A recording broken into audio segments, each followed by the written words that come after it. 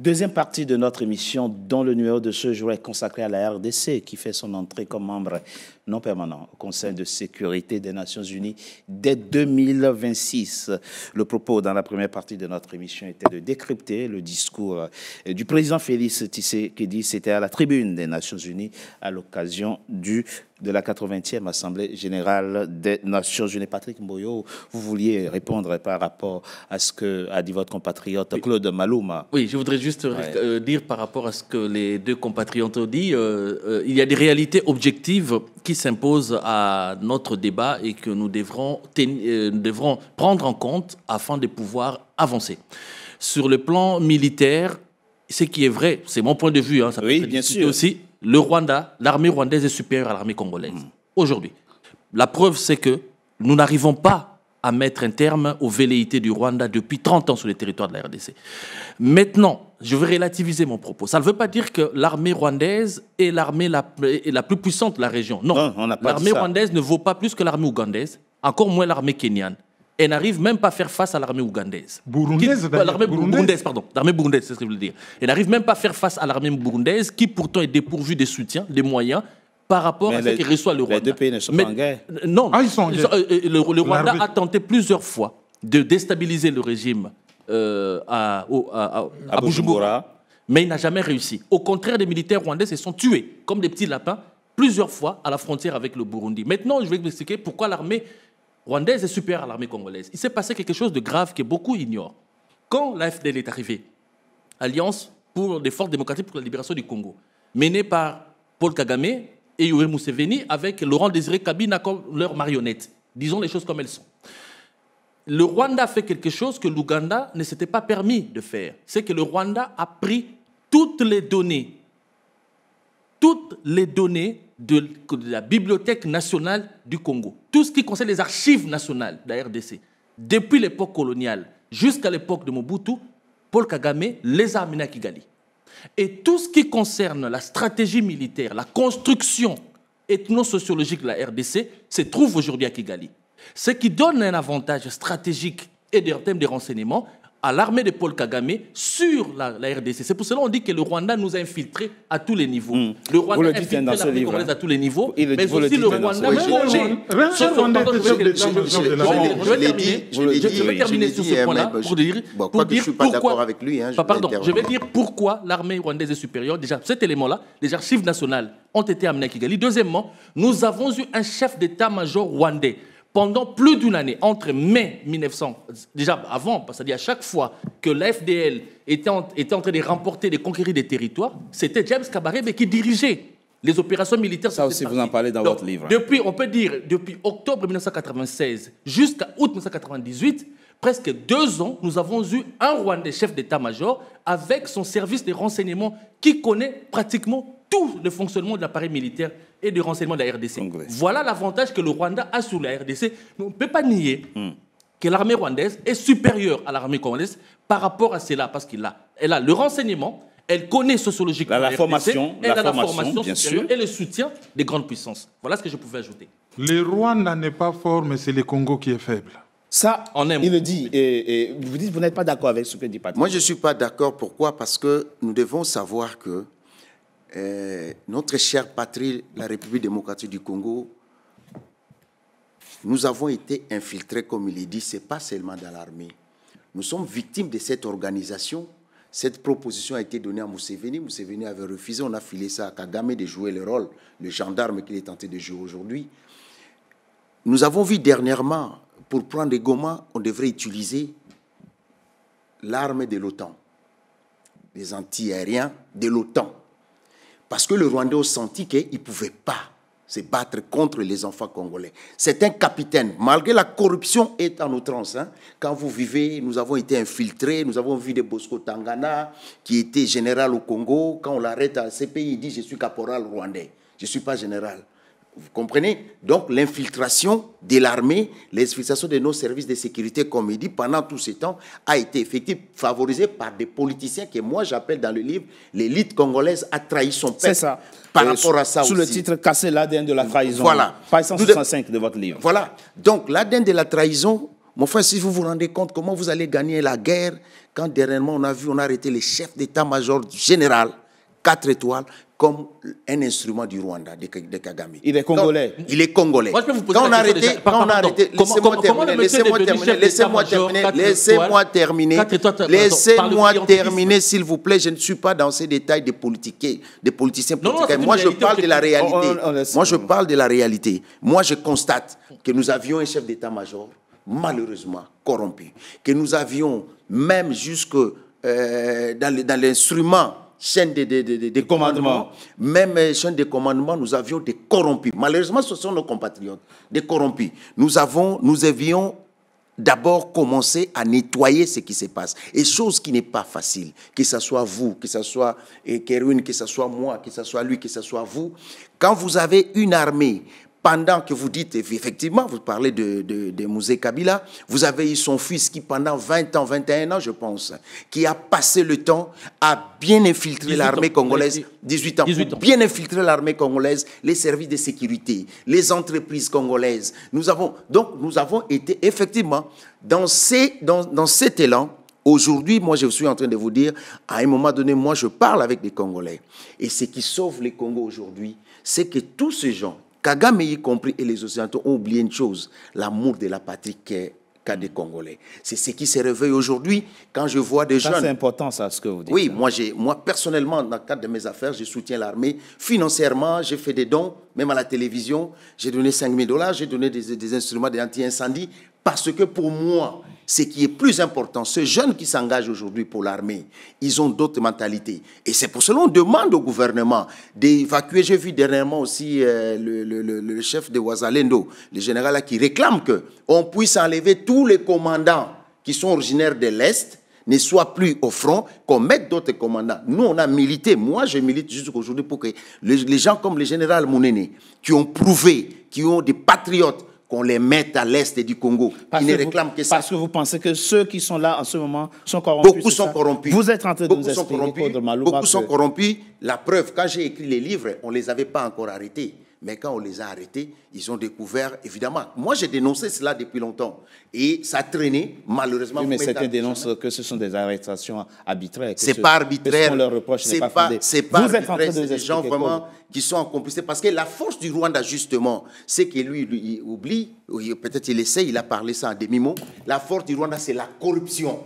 C'est-à-dire, vous vous retrouvez avec quelqu'un qui est commandant, avec son petit salaire, il se retrouve, on lui propose $100 000 comme ça, laissez-nous passer. Vous voyez là, Ouvira, ça fait combien de temps il n'arrive pas à prendre Ouvira? Vous savez pourquoi? Parce qu'il y a eu changement des jeunes, les Ouazalendo. C'est des Congolais patriotes qui se sont décidés de défendre la terre de leurs ancêtres. Nous avons comme mission, nous, aujourd'hui, de savoir qu'on nous a légué les Congos en entier, nous allons mourir. Le problème des Congolais croient qu'il ne va pas mourir. On va tous passer. Tshisekedi va passer. Tout le monde va passer. Mais la RDC va demeurer. C'est ce que nous devons savoir. Nous devons faire, là où nous sommes dans ce pays, nous devons savoir, ces gens, ils peuvent avoir 80 ans, ils planifient plus de 80 ans avant lui. Nous devons faire cela. Nous devons aimer notre pays. Nous devons avoir l'amour de notre pays. Nous devons dénoncer ce qui est mal. Nous devons dénoncer pour la construction, donner aussi des idées. Dans ce livre, nous avons donné aussi des recommandations. Si on comprend bien, dans la chaîne de commandement militaire congolaise, vous avez des officiers qui filent à l'ennemi les informations pour défaire l'armée congolaise. Ah oui, ils ont donné même. Vous savez, quand on a pris Goma, je ne sais pas si vous avez suivi, moi j'ai rencontré le capitaine là, quand ils sont venus à Kinshasa, il y avait un jeune capitaine, les généraux sont partis. Ils ont fui. Ils ont fui. Bon, ils sont complices, ils ont pris l'argent, ils sont partis à Bukavu. Mais il y avait des capitaines de jeunes Congolais, des patriotes. C'est ça que moi, je ne veux pas qu'on salisse l'armée. Parce qu'il y a des jeunes Congolais, il y a des Congolais qui sacrifient leur sang. En ce moment, nous parlons, il y a des jeunes de 20 ans, 19 ans qui se sont engagés, qui sont en train de mourir au front. Les capitaines là a tenu Goma pendant 2 semaines, seul, avec une partie Le jeune capitaine. Oui, jusqu'à ceux qui sont partis à la MONUSCO, je pense. Ils sont restés à la MONUSCO pendant longtemps. Ils ont été évacués dernièrement. Il a tenu Goma. Les commandements, les généraux ont fui. Ils ont donné tous les plans aux Rwandais. Et voilà comment Goma a été tombé. Et nous ne posons pas la question. Une petite précision juste. Oui. L'armée rwandaise arrive à Goma. On nomme quelqu'un estampillé comme Rwandais, responsable de la logistique et des renseignements militaires. C'est qui? C'est Nduru. Non, Nduru Chalingonza, Nduru, c'est Bukavu. Il est officier de l'armée congolaise. Officier de l'armée congolaise d'origine rwandaise. Massunzu à Goma, Nourou à Bukavu. Qui les nomme? Non. N'est-ce pas Félix Tshisekedi? Non, Karine Maïzo. Il faut qu'on évite des généralisations. Aussi, on peut avoir un parent originaire du Rwanda et aimer son pays, la RDC. Hein.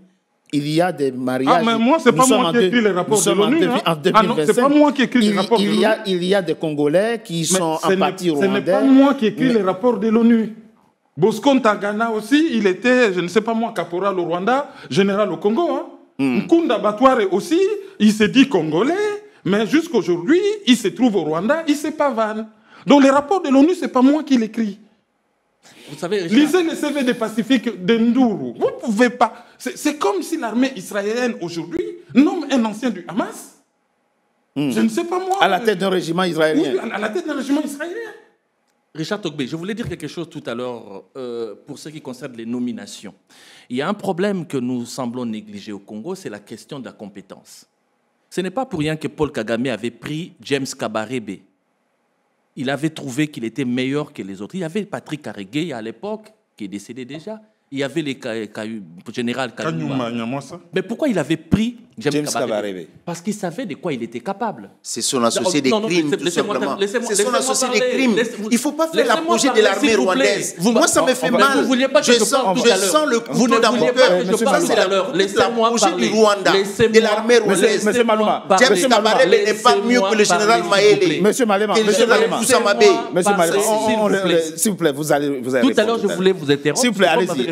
Laissez-moi expliquer pourquoi je voulais intervenir tout à l'heure. Le monsieur, soi-disant, général 4 étoiles. Comment il est devenu général 4 étoiles? Lui-même, il l'a dit, c'était soi-disant pasteur. On a des gens qui, à un moment donné, deviennent pasteurs, prêtres.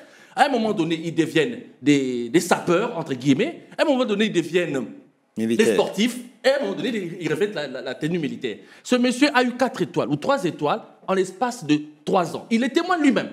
Je ne connais dans aucune armée sérieuse un général qui peut avoir 3 étoiles sans avoir mené une seule bataille. Mais vous n'êtes pas... Une seule bataille. Dans un pays qui est en guerre, en plus, on pourrait dire que dans un pays qui n'est pas en guerre, ça se comprend. Mais dans un pays en guerre, le monsieur n'a pas mené une seule bataille. Mais il est devenu général 4 étoiles. Par qui? Non. Par ordonnance présidentielle. Oui, nous ne devons pas prendre ces histoires à la légère. Patrick Mboyo, vous avez des pays qui ne sont pas en guerre, où il y a des généraux. 3 étoiles, 4 étoiles, 5 étoiles. Ils n'ont jamais fait la guerre. Nous sommes en guerre. Ah oui, ça oui. Mais il y a des écoles de formation qui vous décernent les étoiles et qui vous décernent au mérite, bien entendu. Mais pas quand on est général. Quand on est général, on ne retourne pas dans une école. Quand on est général, c'est-à-dire qu'on a fini son cursus. Oui, bien sûr. Oui, voilà. J'ai dit au mérite. Mais là, apparemment, là en l'occurrence, vous pensez que les grades sont mal portés dans votre pays. Les grades sont très mal portés. Il y a un problème sérieux de compétences, ça, il faut qu'on se le dise. Le président Félix Tshisekedi, il a la plume de nomination, mais moi je vais terminer justement sur ce point. C'est lui le garant de la nation. C'est vrai, il est le chef suprême des armées. Le chef suprême des armées, il doit savoir mettre de l'ordre, savoir qui nommer à la place qu'il faut, afin d'éviter ce genre de situation. Le propos est très clair. Il voulait nommer un autre Rwandais à Uvira. Il y a eu révolte générale. Le monsieur s'est enfui au Burundi. Donc après les 2 autres que j'ai cités, le 3e à Uvira, si la population ne s'était pas révoltée, lui aussi serait nommé, Uvira aussi serait tombé. Je peux juste placer bien sûr, ce qui s'est dit. J'ai gardé un peu le calme parce que je trouve que... Vous avez bien fait? Oui, je trouve que ces débats, s'il ne faut pas dire dépassés, dans le sens que tout le monde connaît aujourd'hui que le Congo est agressé par les Rwandais. Le Rwanda est soutenu par des puissances obscures qui viennent pour les richesses du Congo. Là, c'est un débat où, si on reste à ce débat-là, les Rwandais est plus supérieur que l'ADC. C'est pas ça le débat. Là, c'est des problèmes de fond. Les problèmes de fond qui sont abordés. Les problèmes de fond qui sont déjà connus. On a déjà discuté plusieurs fois sur ces questions-là. Les problèmes les plus importants, c'est poser des questions. Comment faire pour s'en sortir de cette situation? Oui, mais c'est ça. On est déjà devant les faits. On est déjà devant les faits. Tout le monde connaît Qui ne connaît pas que la RDC aujourd'hui est occupée par les Rwandais? Non. Le problème, c'est que... Moi, ce que je vais dire... Prenons les deux éléments concrets qu'ils ont avancés.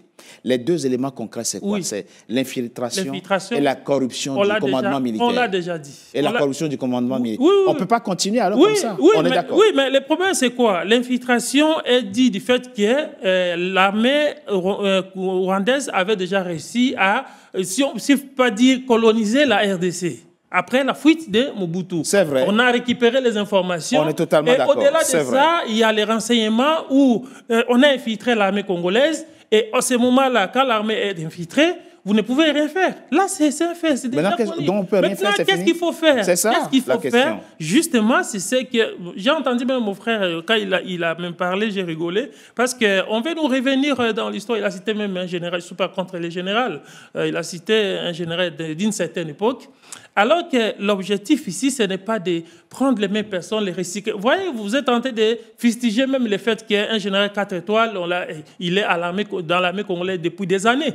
Donc, l'objectif ici, c'est que le président a pris l'option de recruter des nouveaux... Bien sûr, M. Malouma l'a dit. Et essayer un peu de les former avec une nouvelle idéologie pour que cette génération comprenne que, voilà, notre pays a été infiltré suite à ça, et voilà, nous voulons avoir une génération, mais pas pour ces années ici, mais les années à venir. Bien sûr. Nous puissions avoir une armée capable de tenir. Totalement. Parce que tous ces mondes-là qu'on cite là, IFI, il peut faire ceci, il peut faire cela. Donc, ils sont tous de cette génération-là qui a fait à ce qu'aujourd'hui, nous ne pouvons plus tenir. Il y a donc, ce que je vais dire, c'est que le président de la République a levé une option. Nouvelle génération, nouvelle formation, nouvelle idéologie, et nous allons tenir. C'est pourquoi vous voyez que bien qu'ils ont récupéré Goma, Bukavu, mais les compatriotes l'ont souligné. Vous voyez qu'il y a cette nouvelle génération-là, des Wazalendo-là. Ils ont dit non, et ils n'arrivent pas à traverser pour aller... ils n'arrivent pas à traverser Uvira. Et cette génération... S'ils sont bien formés, avec ceux qui sont en train d'être recrutés pour être formés, envoyés dans des centres de formation, je pense que... Non, il a vraiment des problèmes avec les faits. C'est quel fait? Il est à côté de la plaque. Non, quelle plaque? Pourquoi ils ne traversent pas Uvira? Les Wazalendo, c'est des forces d'autodéfense. Mais c'est pas l'armée. Mais moi, je parle d'une nouvelle génération. Les communistes ici. Donc, quand je parle, non. Il va nous parler de l'armée. C'est que vous oubliez. C'est le même, tu sais, qui nous a ramené des agents de sécurité bulgares qui touchaient 10 000 $. Kerwin, attendez. Agents de sécurité, je ne sais pas. C'était des agents de sécurité, des chauffeurs de bus. Attendez, vous oubliez que les Wazalendo aujourd'hui, légalement, sont reconnus comme des réservistes. Légalement, vous oubliez qu'on les a assassinés dans une église. C'est comme au Burkina Faso, effectivement. Je suis dans la légalité, mon frère. Ils font office de réservistes, en quelque sorte. Ils font office de réservistes. Et le problème, l'objectif, c'est quoi? Pourquoi on les a reconnus comme réservistes? Parce que l'objectif, c'est que si la guerre est finie, le président l'avait dit, si la guerre se termine, on va prendre ces jeunes-là, on va les orienter. Ceux qui veulent rester dans l'armée, ils seront formés. Ceux qui vont regagner la vie civile, ils seront encadrés. Donc, on ne peut pas les écarter. Quand vous me dites que je suis en dehors de la blague, je ne comprends pas. Donc, l'objectif ici, c'est créer une nouvelle génération qui connaît la valeur de la patrie, qui connaît la valeur de la terre des ancêtres. Bien sûr, et comment faire pour vaincre. Donc, on ne peut pas rester seulement l'armée.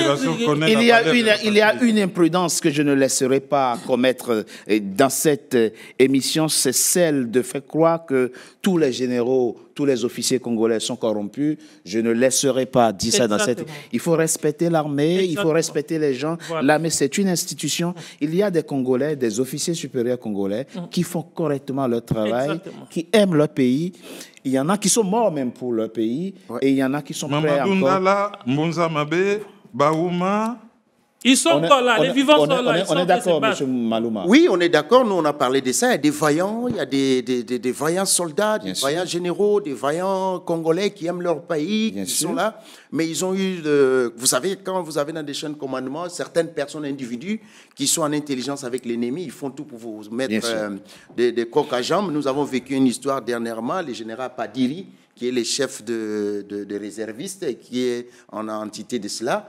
Moi, on a joué un rôle pour qu'il soit sauvé parce que c'est lui qui vient d'être arrêté, le chef d'état-major, s'est arrangé quand il a vu qu'il organisait bien les Ouazalendo à partir de Kinshasa. Ils se sont bien arrangés pour essayer de monter une histoire comme ça pour qu'il soit arrêté. Heureusement, on a alerté et que le président Tshisekedi a intervenu pour qu'il soit libéré. Donc, on a découvert, à partir de ce genre de choses, on a découvert qu'il y en a beaucoup, il y en a d'autres qui sont corrompus, il y en a d'autres qui veulent travailler. Bien sûr. Il y a comme je vous ai donné l'exemple du capitaine, c'est un officier. Bien sûr. C'est un jeune Congolais qui a Bien défendu Goma Bien sûr. jusqu'à la sueur de ses sangs. Ils étaient 1000 ou 1500. Ceux qui ont fui dans la... 1200. À 1200, à la concession de la MONUSCO, pour se cacher parce qu'ils ont vu que les généraux étaient partis, ils sont battus Bien sûr. sans ravitaillement, Bien sûr. sans nourriture pendant un moment. Ils se sont repliés. C'était à Goma. C'était à Goma. Bravo à eux. Ce Bien sont sûr. des Congolais. Ce sont des Merci. officiers congolais, comme vous dites. Bien sûr. Bravo à eux. Et les Absolument. mercenaires Absolument. bulgares qui touchaient Non, je propose,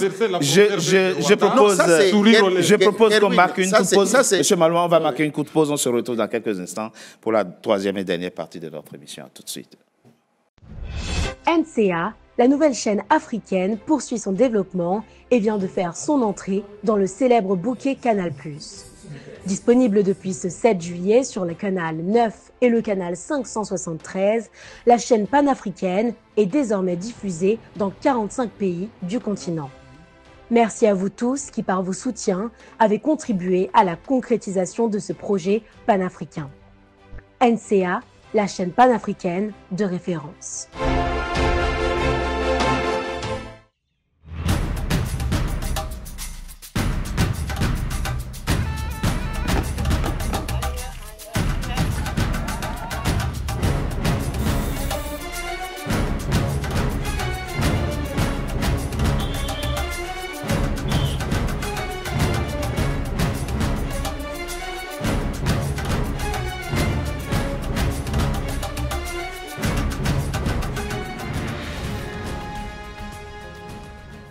NCA, la nouvelle chaîne africaine. NCA, the New African Channel.